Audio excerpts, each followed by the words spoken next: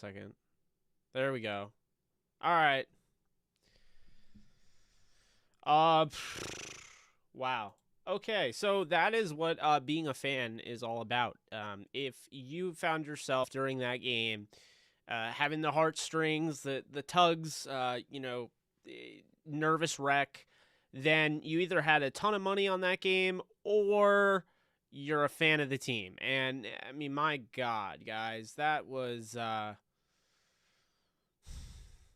a lot.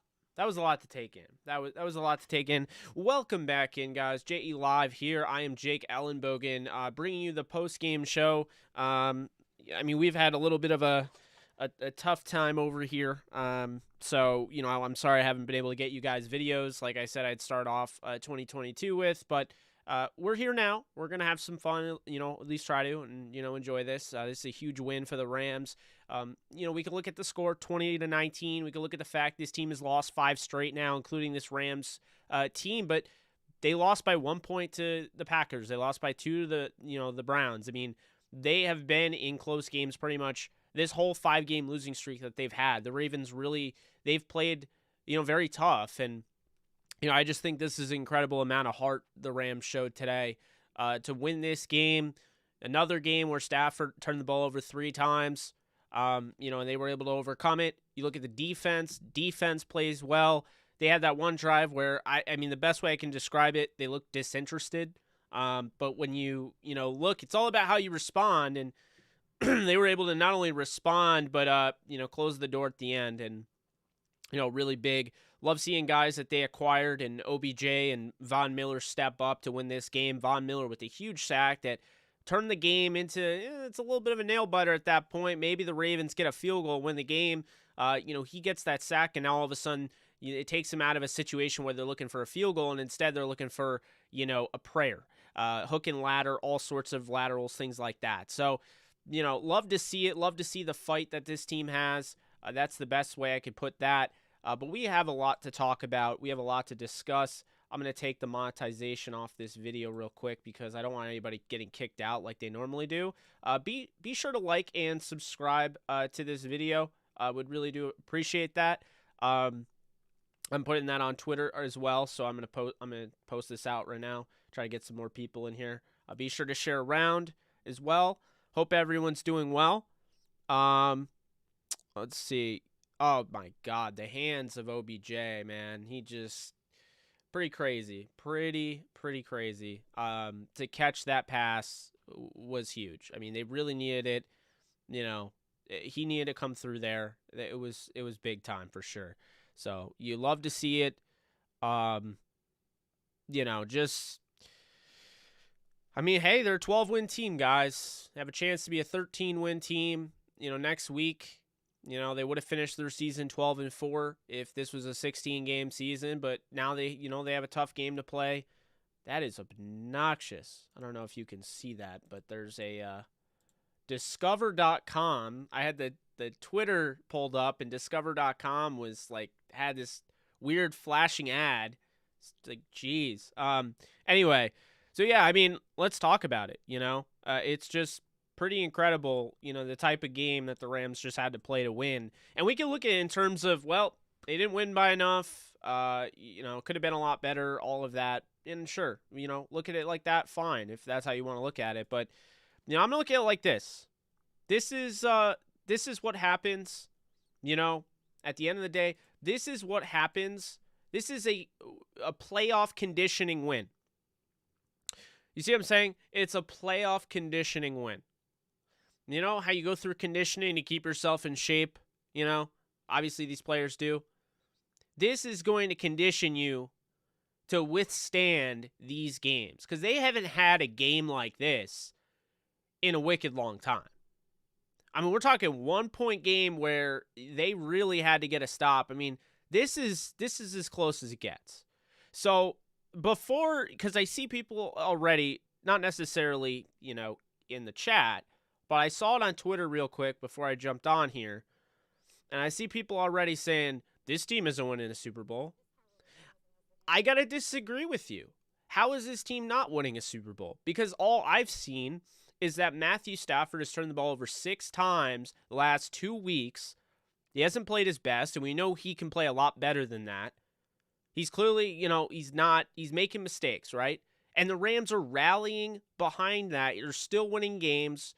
Stafford still had to make those throws down the stretch. Talk about the first throw to OBJ to get the 4th down. I mean, that run for Sony Michel, that was an awful play call. They ran a stretch run on 3rd and 1 when they had to have it.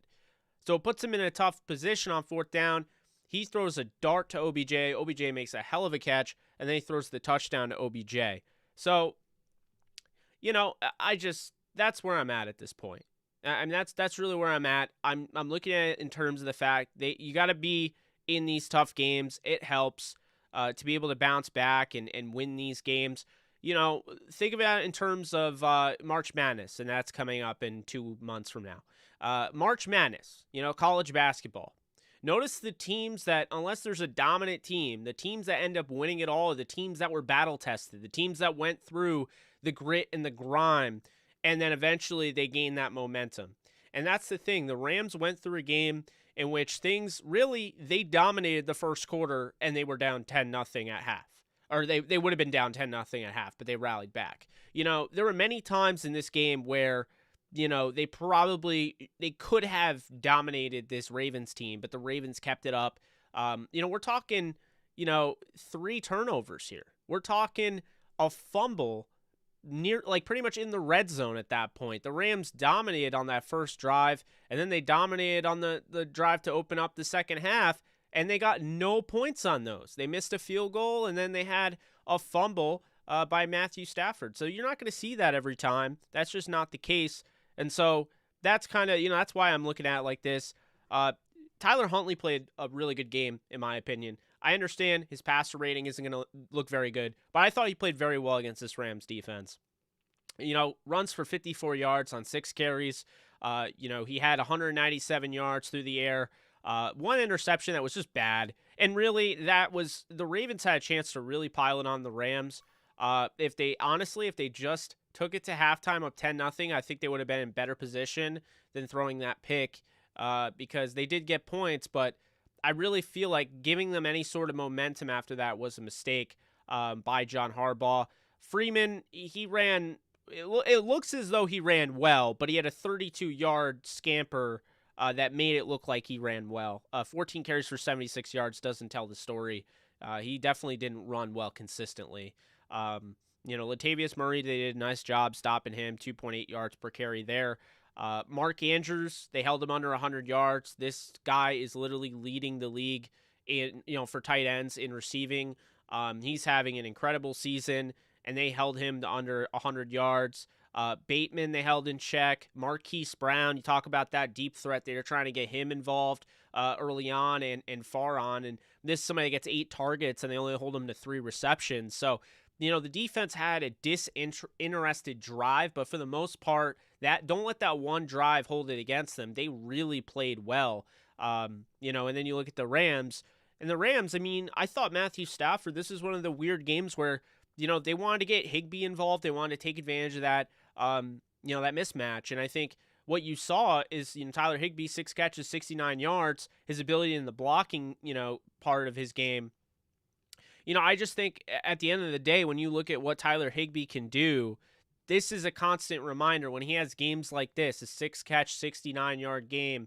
It just shows you, the type of player he is and how he's had to take a back seat and been totally fine with it behind guys like Cooper Kupp and OBJ and Van.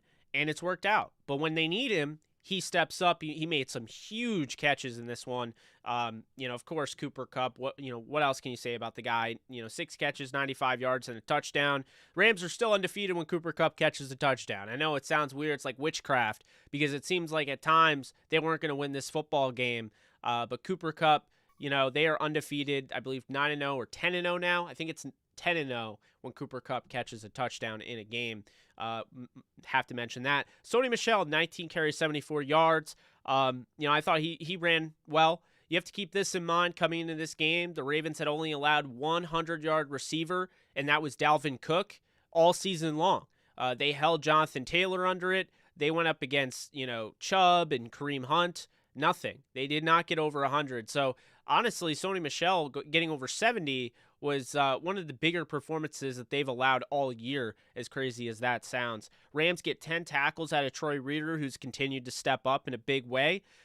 You get a half sack out of Floyd, half sack out of Donald. You get 2 out of Vaughn, 1 out of Ashawn, 1 out of Reeder. At the end of the day, this is a team that was able to sack the quarterback 5 times. Vaughn steps up down the stretch and gets that sack to pretty much seal the game. But you had 7 tackles for a loss, 5 sacks, 3 pass breakups, 1 for Williams, 1 for Fuller, and 1 for Ramsey.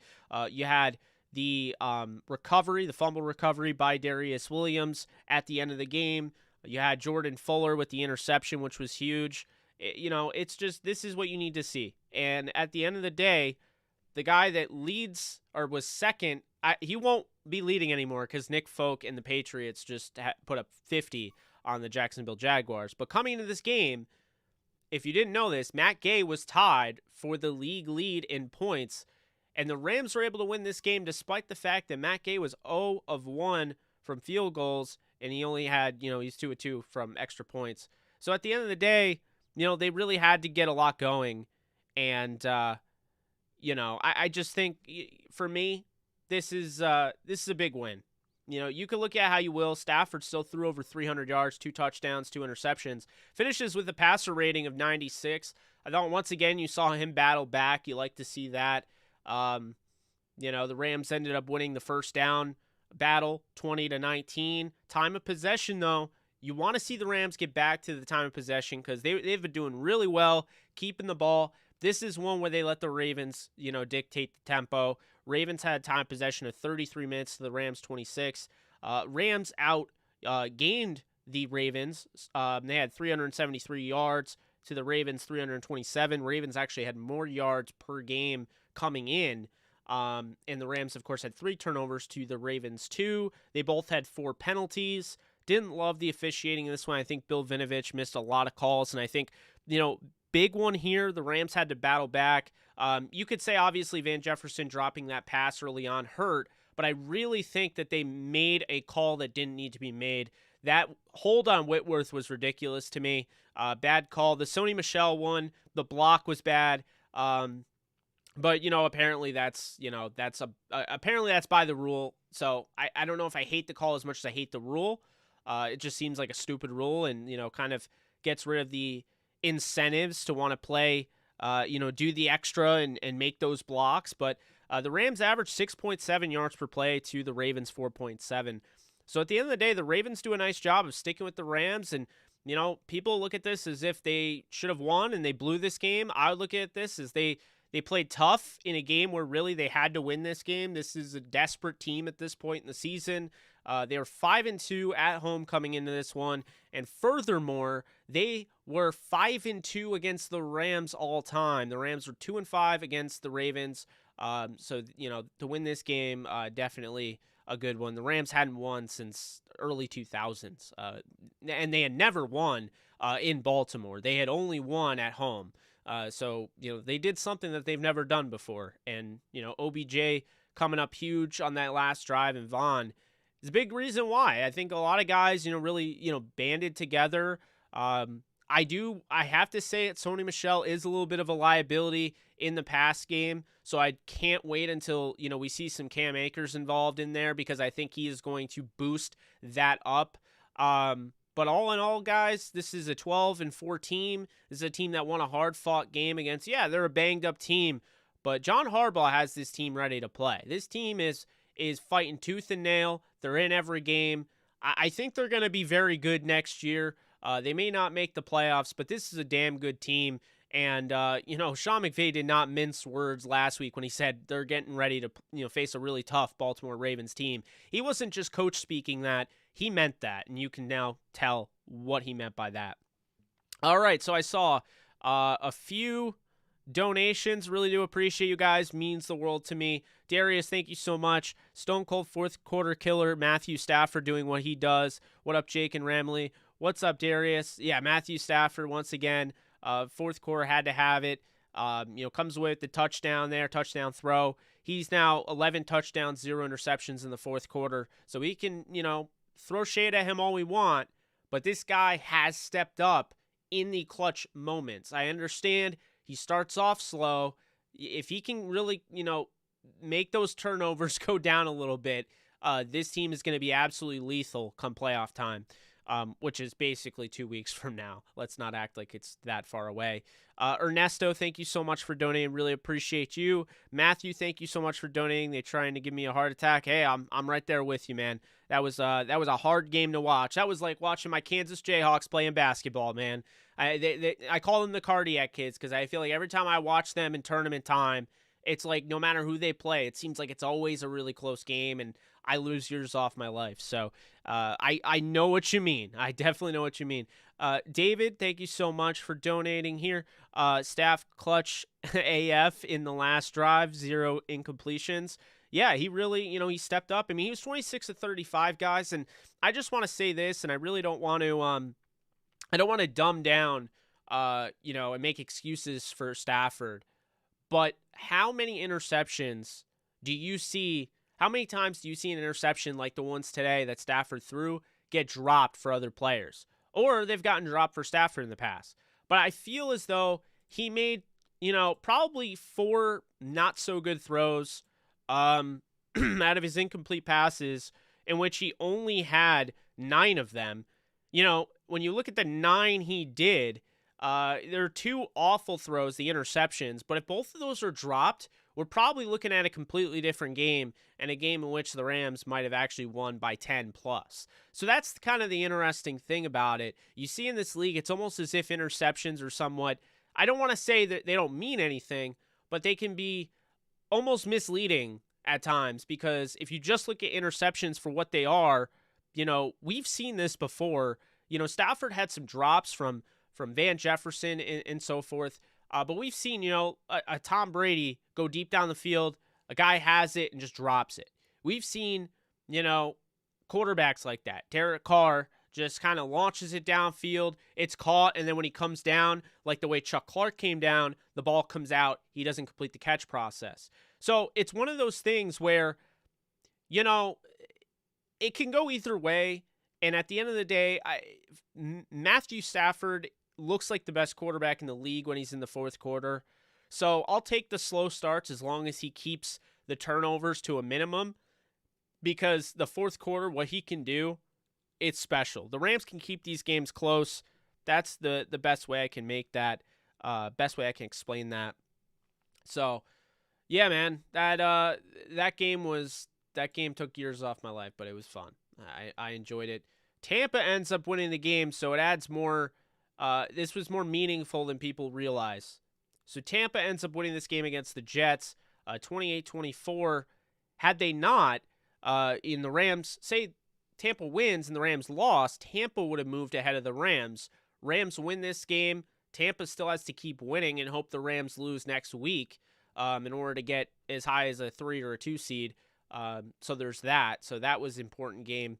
And then looking at, I don't think that there was too much that went down that was too important. Philadelphia won.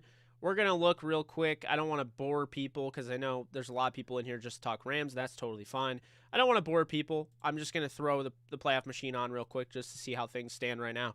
The Rams, as of right now, since Dallas and Arizona have yet to, I think they'll be kicking off right now. The Rams are the 2 seed. They'd be playing San Francisco as the 7 seed. If San Francisco wins against the Texans, San Francisco becomes the 6th seed in the NFC. So it's one of those weird things where, like, if Dallas loses to Arizona, the Rams can essentially lock up the 2 seed with a win against San Francisco next week. If Arizona loses to Dallas, the Rams lock up as high as a 4 seed, since they would officially clinch the division win. And Sean McVay already said that they went through it. They're probably going to stay in Baltimore. They're not going to fly out right away. They're going to watch and probably, cheer on Dallas so they can win that division. The Rams want the division right now. That's how they feel. I don't think they're too worried about seeding. They do want the division, though, because that, obviously is felt there. But Falcons are eliminated from playoff contention with the loss to Buffalo. Not really much went down in the we're just talking about the NFC. Washington, I believe, would need a miracle to still get in. I don't think they're getting in. They needed to beat Philly, and they did not do that. So yeah, not too much went down that changed the complexion of the NFC playoff picture. At the end of the day, guys, it's starting to become very clear who's going to be in the NFC playoffs. I mean, there's a potential for teams like, say, the Vikings to make it, but after the Falcons lost today, it's really between, we're talking obviously the clinch teams, Packers, Dallas, Rams, Tampa, and Arizona. They're all clinched. The last 2 playoff spots are up for grabs. The 49ers, they win today. I believe they make the playoffs. I'm pretty sure that they're going to make the playoffs if they win today. Eagles are likely to make the playoffs. The Saints, if they win today, does not matter. San Francisco and Philly would still be in 6th and 7th. The only thing that can change is if the Packers lose tonight against the Vikings and Dallas beats Arizona. Dallas can move in as the number 1 seed, which just seems incredibly crazy to me. The Packers would then fall to 2. The Rams would be 3 due to the tiebreaker. And then that would open up a whole wild bunch of scenarios here where you could be looking at Dallas playing against Philly to potentially try to knock them out of the playoff picture. Dallas would also be playing for the number 1 seed next week if that was the case. And then the Packers, they would be playing against the Lions. If the Packers lost to the Lions and the Rams, took care of business against San Francisco, they would have the 2 seed. Dallas would have the 1 seed. So there's still a very good potential. I wouldn't say very good because it's not likely that the Packers are going to get swept by the Vikings, but there's the potential where Dallas is the number 1 seed, which is just mind-boggling because to me there's no way Dallas is the best team in the NFC.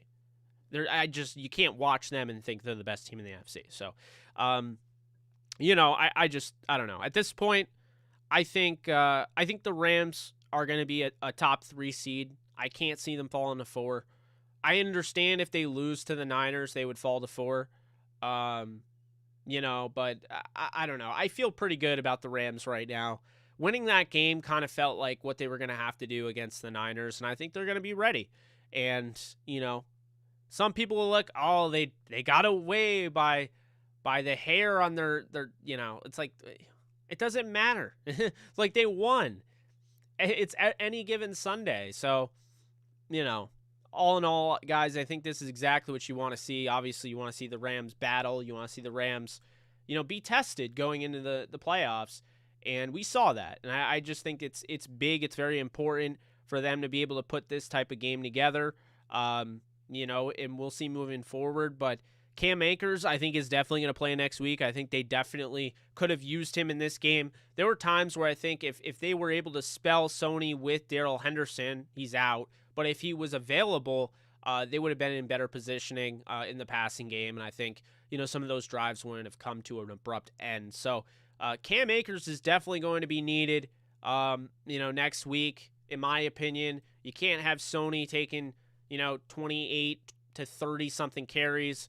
You're going to have to step up, and I think that's what they'll do. So that's how I'm looking at it. But yeah, how's everyone doing? How's everyone, all right, here's this. Okay. Approval rating, 1 to 10. Where are you guys at on the Rams right now? Where are you thinking? 10 being, I think they're 100% winning the Super Bowl, and 1 being, we're in trouble, hit the panic button, I'm out. I would assume we're not going to get a 1 because if the Rams were a 1, they'd probably have to have they'd be in playoff trouble. And Happy New Year, everybody. Yes, Happy New Year, James. Thank you for reminding me. It is a new year. I didn't see you guys before. I planned on recording. Like I said, going through some stuff, as you guys know, with my grandfather. I don't know how much longer he has, unfortunately, and he's just been so important to everything that I do, and he means everything to me. So, for those of you that have supported me, have reached out, via DMs, and I haven't gotten back to you, I will be doing that. It's just been, I've been very busy, trying to keep my mind at ease. It's a weird way for me to say that, but I just really do appreciate the support from you guys. You guys have been great. and understanding of the fact, like, I wanted to record and I just physically couldn't. We did the podcast, Alexis and I. She was amazing. We recorded at like 11 p.m. last night Eastern time. I'm kind of like out of my usual rhythm, so I really wanted to get back into it today, and I figured, the post game was the best way to do it. But I do appreciate you guys, with the prayers and the best wishes and things like that. Just, you guys are awesome. It really does mean a lot to me on Twitter, Facebook, YouTube, wherever you guys are. I see it. I had somebody that, follows me on Twitter. We've been following each other for 3 years. I met him out in public yesterday. We ran into each other. And, he said the same thing. So it's just really cool. I obviously don't want to be going through it, but, and there's no easy way to go through it and kind of, do it. But I just got to say, just in case you guys don't realize, like, how much he meant to me, how much he's meant to me, my grandpa Dave Ellenbogen. He's the reason I do what I do. He always inspired me from a young age. He wasn't into sports the way like my dad was. My dad raised me to be a Rams fan, but he's always pushed me. He pushed me with Downtown Rams.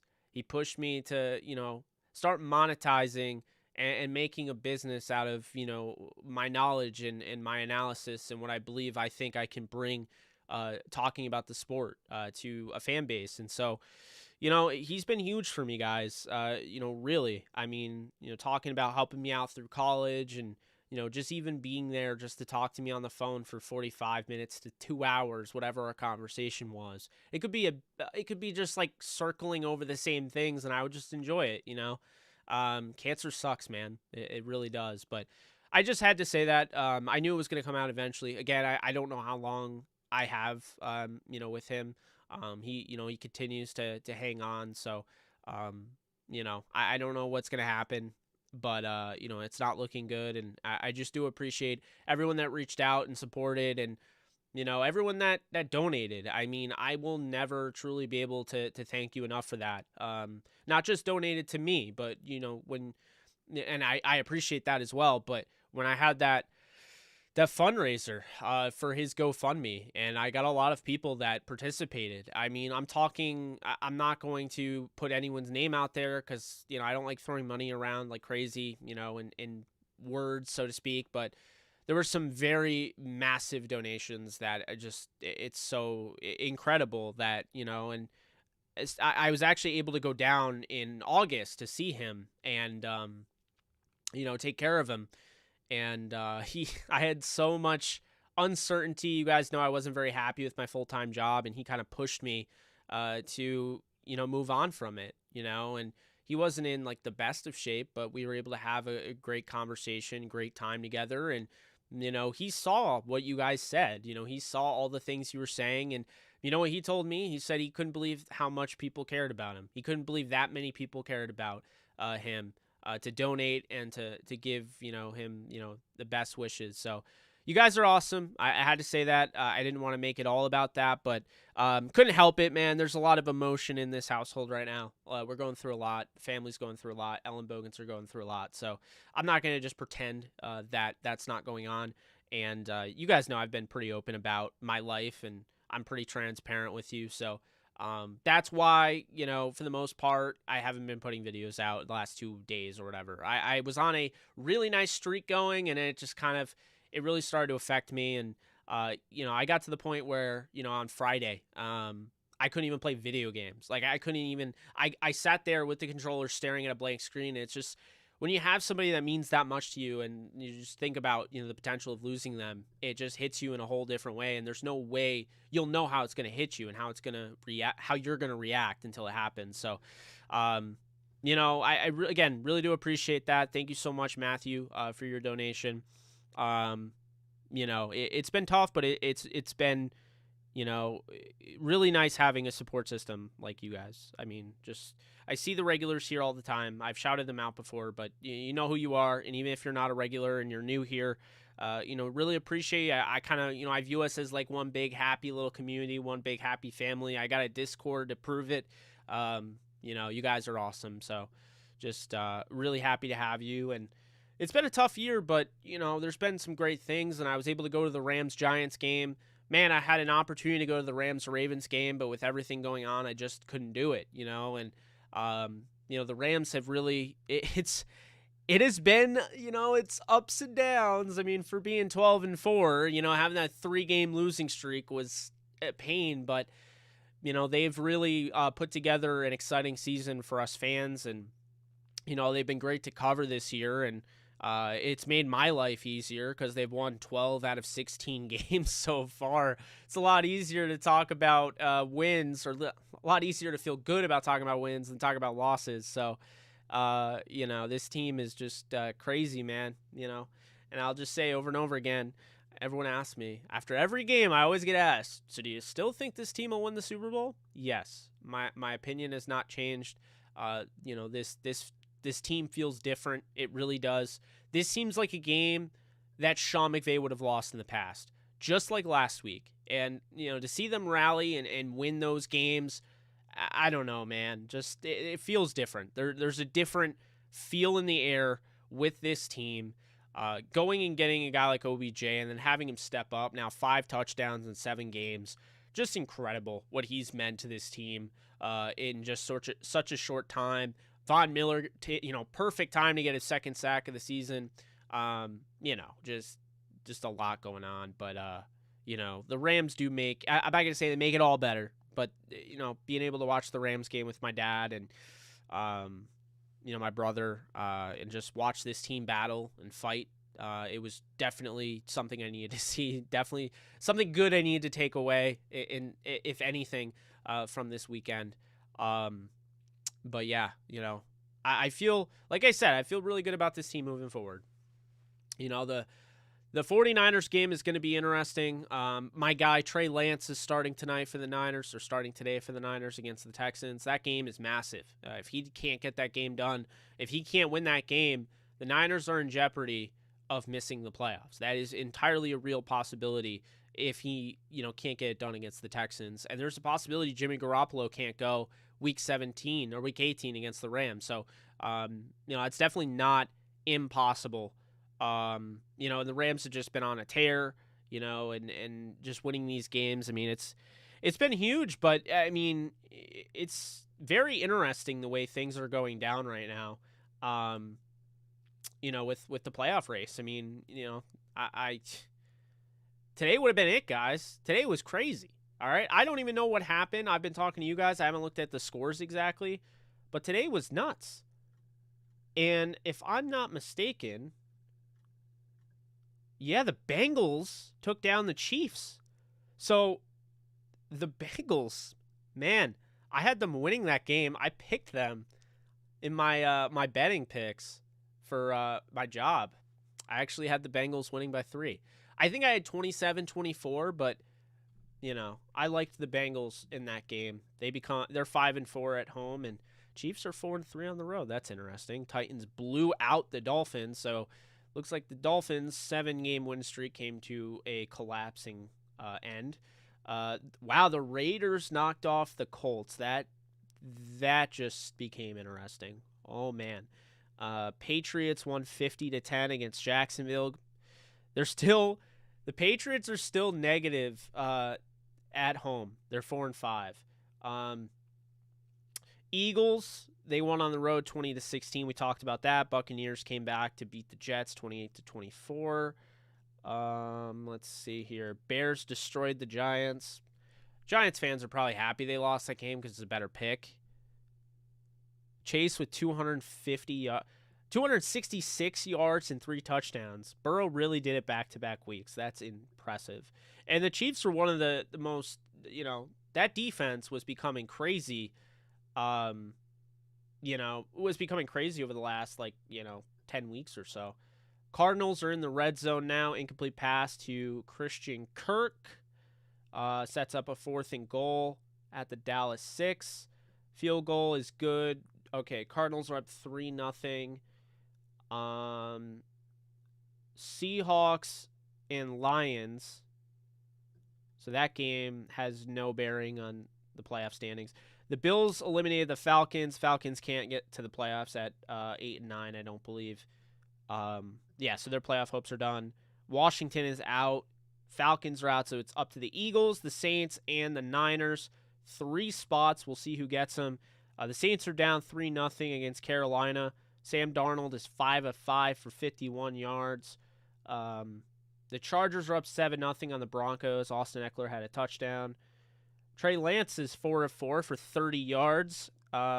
He's driving right now. They're at the 43-yard line of Houston. That's a 0-0 game. How come the 4 o'clock games seem like way better than normal weeks? Oh, probably because there's not a Thursday night game anymore. That has to be it. I'm not saying like the 4 o'clock games are amazing, but they have some, you know.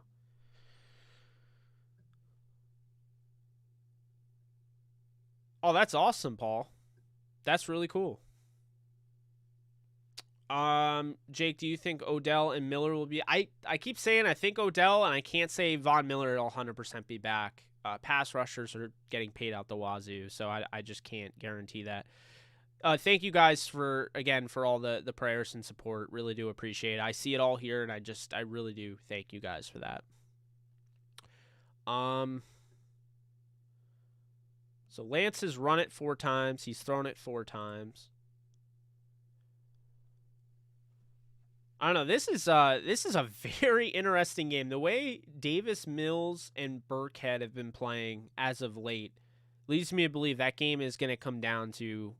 I could be wrong, but I kind of feel like this game is going to be really close and come down to the wire. Houston feels way better than their record. I mean, they're coached up in my opinion. I mean, they don't have the most talent, but they're playing so tough. To win that game against the Chargers last week was really impressive. I would hate OBJ on the Bucs. Oh man, that would make me mad. I hope that's not the case. Thank you, Henry. Appreciate you. Yeah, if everyone could do me a favor and drop a like, the thumbs up would really help me out. It just lets YouTube know that you guys like the video that you're watching right now. So that's all.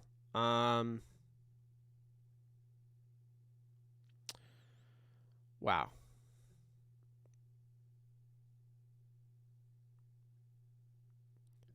Oh, what happened to Drew Lock? He got hurt?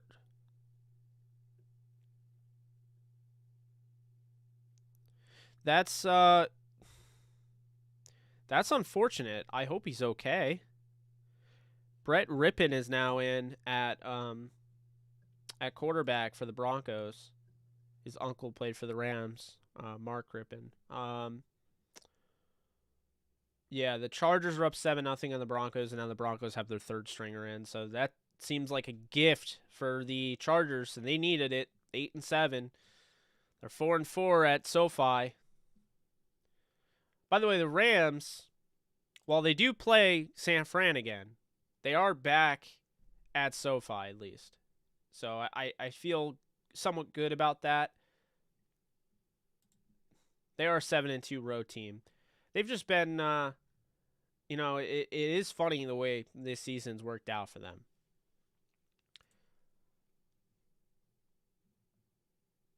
Thank you, Mark. Antonio Brown, I don't even know what happened. He just got pissed off, took off his jersey, threw it in the stands, and left. It was bizarre. It killed me on Prize Picks. Absolutely killed me. I don't know if I won any, but I was looking really good at, I was doing really well at it, and then Cup didn't get over his. Sony Michel, Dare Agunbawale, and Brady helped me out. I need Eckler to get over 15. I think he's going to do that, 15 fantasy score. Yeah, he's at 9.8, so. I mean, what is giving up too much? Because, I look at it like this, with Stafford, obviously we're annoyed with the turnovers. I'm not going to sit here and lie to you. It is frustrating, especially when you're like me and defend him constantly. But I mean, the guy has 38 touchdowns, 15 interceptions. 15's too much, right? 15's too much. It just is. But 38 touchdowns That's certainly something. You know, I believe that's second in the league, or it was coming into today. He had second in the league. So I just think, at the end of the day, like Goff had 20 last year. Goff had 20 and 13 interceptions. Yeah. Goff was also averaging 6 yards per throw. I mean, he was not throwing deep down the field. The depth of throw was very low. So Stafford takes more risks, which means he, throws more picks. But I mean, I do think he's having a really good year. I just think that. Oh, that's really cool. So you're saying Cooper Kupp was the reason for the. Wow, he's great. I love him. I mean, we all do, right? But yeah, pretty crazy. Pretty crazy. Yeah, just looking at this, and Antonio Brown totally blew up all of my picks. So sad.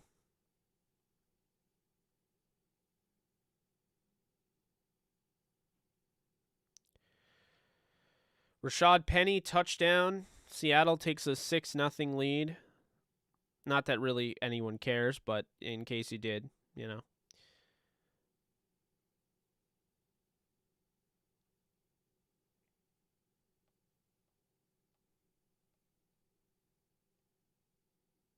Hmm.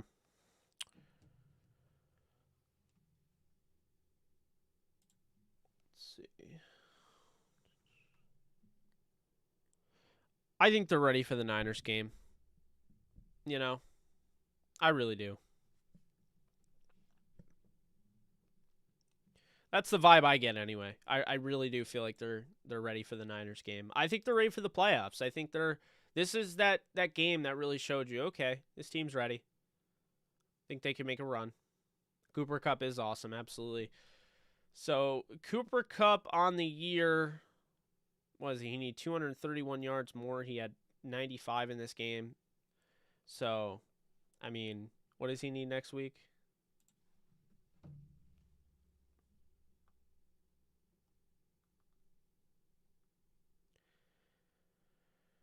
I'm an idiot. I totally. All right. He needs 136 to break the record. I think he can get 136. Yeah, huge win. Bengals winning that is massive. Because I wasn't out on them, but they have lost some games. Like, they lost to the Jets. That game they needed to win. They should have 11 wins right now. But beating the Chiefs, the way the Chiefs are right now, was very impressive. They needed to make that happen, and they did. So, yeah, I mean, I'm looking at right now, Cincinnati has the tiebreaker over Kansas City. So if Kansas City somehow drops against, say, the Broncos, and the Titans somehow lose to the Texans, if the Bengals beat the Browns, the Bengals get the number 1 seed in the AFC. So that's entirely possible. I'm not saying it's super likely, but the Bengals could still get the 1 seed. I mean, we're really, guys, think about this, okay? In the playoffs right now. So there is still a scenario, I believe, in which the Bills could still get the 1 seed, if I'm not mistaken. I mean, I'm going to check right now. Nope, because they lost to the Titans. Never mind. Never mind that. They can't get it. Okay, so there's 3 teams that can get it in. Actually, okay, this is funny.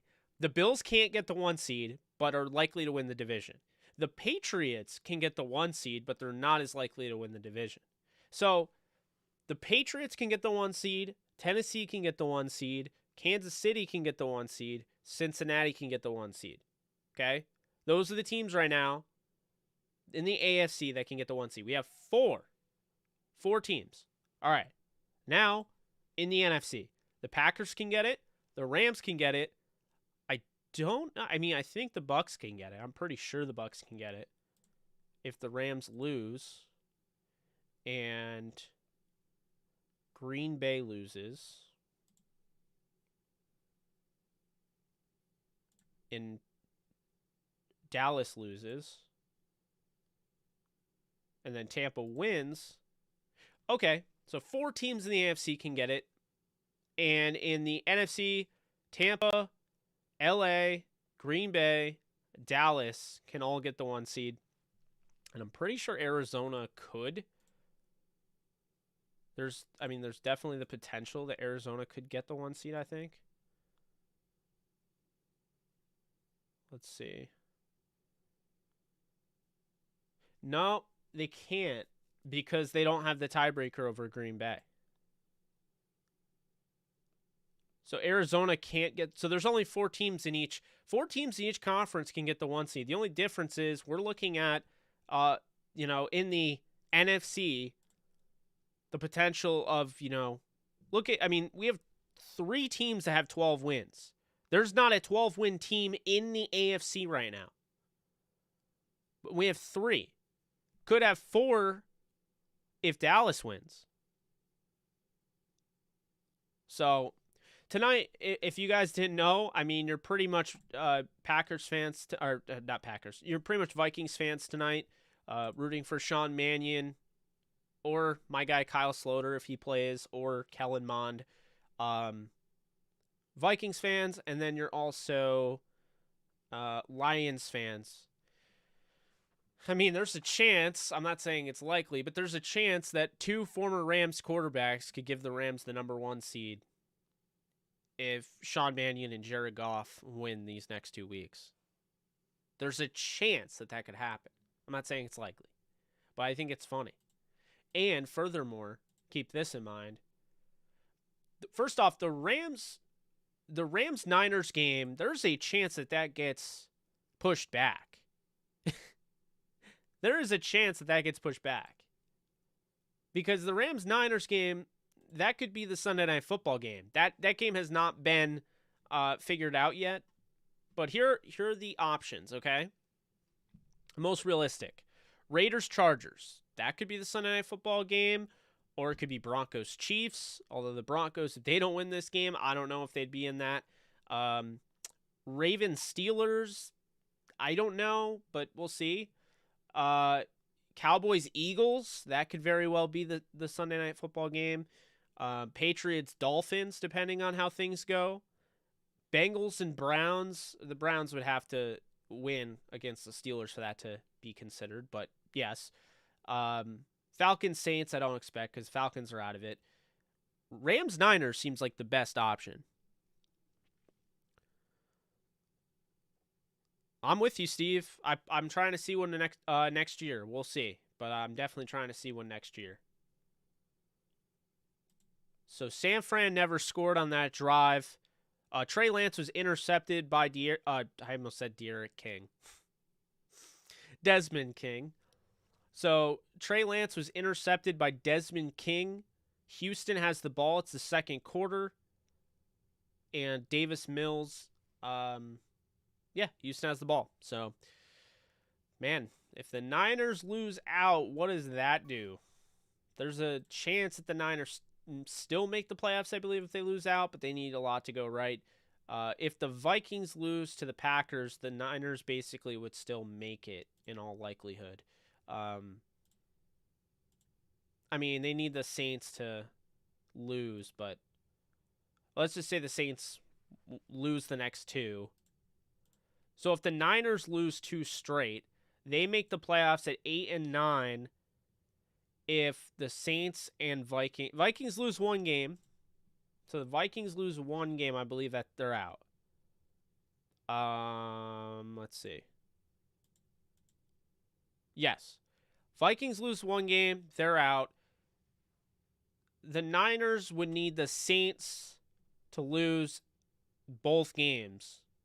If the Saints beat the Falcons or the Saints beat Carolina this week and the Niners lose out, the Niners would miss the playoffs. And I don't think Philly's locked in if that's the case. The only way Philly could get knocked out is if the Niners win, the Falcons win, the Saints win, and I believe they all would have to win out at that point. Because then the Vikings win out, the Saints win out, the Eagles win out. Yeah, I think the Eagles are pretty locked in for the playoffs. Right now the Niners are on the out. They're in the playoff picture. They're in they're the 7th seed. They play the Rams as it stands right now, but you know, that is not a guarantee. Um they are definitely in some trouble. If they win today, they move on to the 6th seed. They push Philly to 7th. Um but I mean, Niners need that game against the Texans, man. They got a pretty easy one, and they're at home, but they don't have Garoppolo. They're starting a rookie quarterback who I'm very high on. I think Trey Lance is going to be great, but he definitely has some growing up to do for sure. He's 21 years old. Let's not forget about that. He has thrown 3 touchdowns and 1 interception this season, 354 yards passing before the game. So, worth mentioning. Yeah, flex. I think the Rams 49ers, there's a really good chance that gets flexed to Sunday Night Football, but we'll see. I mean, stranger things have happened, but Rams aren't going to sign Antonio Brown. I wouldn't want Antonio Brown. The way this team looks right now, no way. Wouldn't want that guy anywhere near my locker room. I mean, they've given him chance after chance after chance. I wouldn't do it.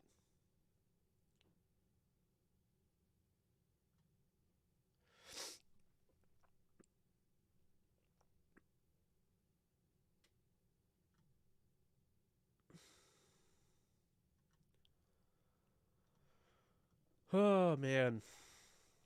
That win. I have no idea what was happening in Ramsey and Rapp. The fact of the matter is, I appreciate everything Jalen has done for this team, but I don't want to ever see him doing that again. Because I don't care if they weren't on the same page. Figure that out on the sideline. Like, face washing a guy like that, pushing him like that, I was not a fan of.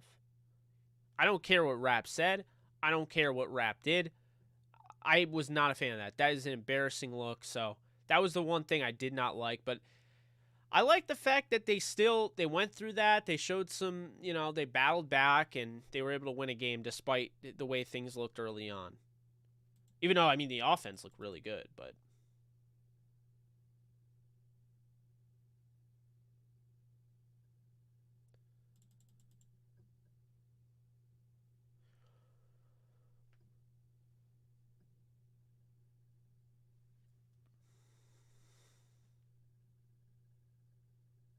Security said Antonio Brown ran out of stadium shirtless and into a police car to be escorted to flight by himself out of town away from the Buccaneers. This after he tore his jersey off game. That is just what led to this. Like, I really have to know what led to that ever happening.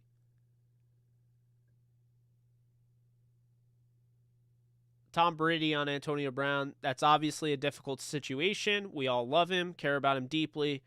Said relationships will go beyond being teammates. I think everyone should be compassionate and empathetic towards some very difficult things.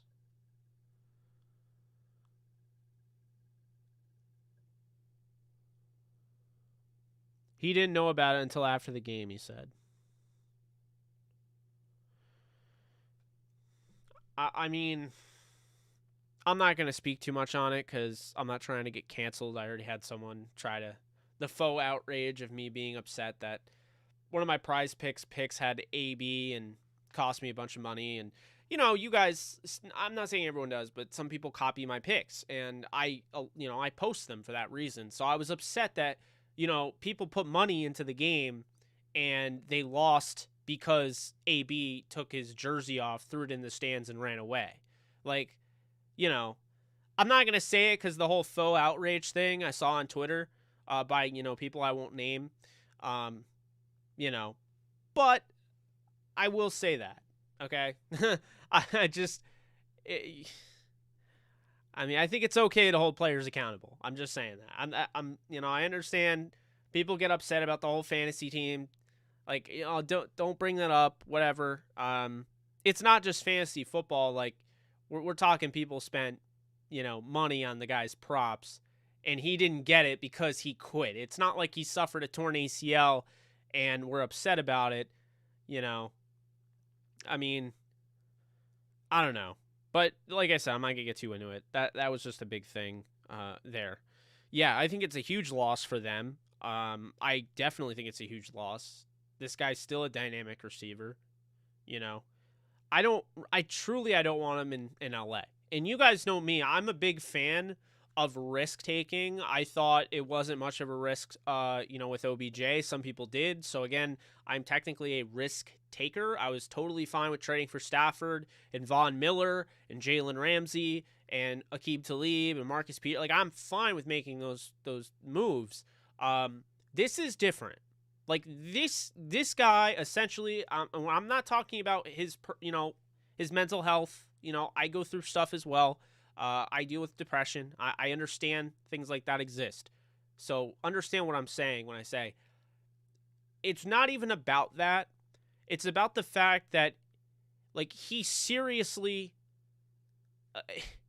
he is seriously a locker room cancer at this moment. I'm not saying that's what he is. Like, I'm not saying anything about his mental health, so to speak. But you bring in a guy like that in a 12-4 locker room. He just left a team that won the Super Bowl last year, mid-game. We don't know what happened, but, I mean, he literally took his jersey off. He threw his stuff into the stands and ran away and made a big scene in the end zone. Okay? I don't want that guy anywhere near a team that I believe is a Super Bowl team. I don't. I like the way things are going. I understand it would help them immensely if they had a guy like that as their number 4 receiver, but they don't need him. They don't. They're winning games without him. They're going to get Cam Akers back. I don't need that. And they don't need that, and we don't need that. Okay? I mean, in a lesser, I'm not trying to compare the two, but we already saw a guy that was here that had that same dynamic playmaking ability, that was, me, not we, that didn't want to wait his turn to get the ball, that complained about targets. We don't need that. That's the last thing the Rams need right now. That's the best way I can explain it. Not trying to be a jerk. I absolutely would be against any sort of move that would bring him to the Rams. And I'd say the same thing because I watched, like, my cousin Adam. If you guys don't follow him, be sure to follow Adam Steele. He does some NFL content. He's a Steelers content creator. Obviously, he's my cousin, but he puts out some great content. And I remember watching games with him, watching Pittsburgh, and watching, that connection he had with Ben Roethlisberger, and how it just all went, just to crap. I'm not doing it. There's no way. Like, I don't expect them to ever make that move. But I'm definitely not going to be here and grandstand and say it's the right move. It's just, it's not the right move. There's a good chance that, at the end of the day, there's a very good chance he may never play another game again. And I'm fine with that. I thought it was disrespectful, for the league. I thought it was disrespectful for the game. And, Tom Brady, Mike Evans, I just think, to me, that's how I have it. And, people act like that's OBJ. That is how I'm going to end it. People act like that's OBJ. They overrate the whole OBJ being a toxic person. And at the end of the day, one guy walked off the field and quit, and the other guy, in OBJ, the guy that they're claiming is just as bad, and quits on his team and is toxic. The same guy was the reason the Rams won today on that final drive. If he doesn't catch that pass, they don't win. OBJ essentially added a W to the win column, and that can't be understated. So that's that. So hopefully I don't get canceled. I know it's the 2-second soundbite, world we live in. But you guys know me, and I'm understanding, but at some point or another, we do have to hold a player accountable, and we do have to realize what that does for a team. And I just credit Tampa for being able to hang in there, go through all of that on the sideline, and get the W. I don't care if it was against the Jets or it was against the Packers. I mean, that's not easy. And I'm not a big fan of Bruce Arians, so I don't know what he said. But again, it's the same thing. It's not the same thing as Ramsey, but it goes back to what I'm saying with Ramsey. I don't care what was said. that's inexcusable. That behavior is unacceptable, and at the end of the day, it leaves a poor reflection on your team. And now all of a sudden, I understand they won, but think about had they not won that game, what we would have heard. Oh, the Rams are out of control. They're losing the locker room. This is, I'm sure we would have heard on First Take or something on Monday about, can the Rams handle all of these egos in a locker room, even though just they've been doing it the whole time? That's what we would have heard. You know it. You and I both know. I mean, we know this. We've been around the block a little bit with these teams. That's what would have happened. Let's not kid ourselves. That's what would have happened. It would have been, Stafford struggling and Jalen Ramsey's punching a teammate, and that would have been it. So, yeah. I hope he's okay. Okay, hope he's okay. AB. I do have I do have an understanding of mental illness, and players do go through that, but I also you can't just excuse, like, what if he threw a haymaker at somebody and knocked him unconscious? Like, you can't just excuse bad behavior, so that's kind of the way I am. Sorry if this offends anybody. I'm not trying to be offensive. I'm just trying to be real. But hey, Rams won. That's all that matters, for this show. The Rams won. We'll move on. We'll do a podcast, Alexis and I, breaking down the game. I'll try to get some film together. We'll see. This week might be a little difficult. I mean, I already told you guys as to why. But I'll try to get a film piece together. And we'll go through the motions of doing previews again. Because, I apologize. 2 weeks in a row, no preview. Thought we were going to do a pregame and just didn't work out. So glad we did the post-game show. Glad I had you guys. Sharbanks, thank you so much for donating. How does Cards' loss help us today? If they lose, we'll clinch the division, but we'll still have to play the Niners twice. Apparently, they're our kryptonite. Yeah, I mean, it really depends, though. They might not have to play the Niners twice. As it stands, if the Niners were to lose to the Texans, then they wouldn't, they would be in a position.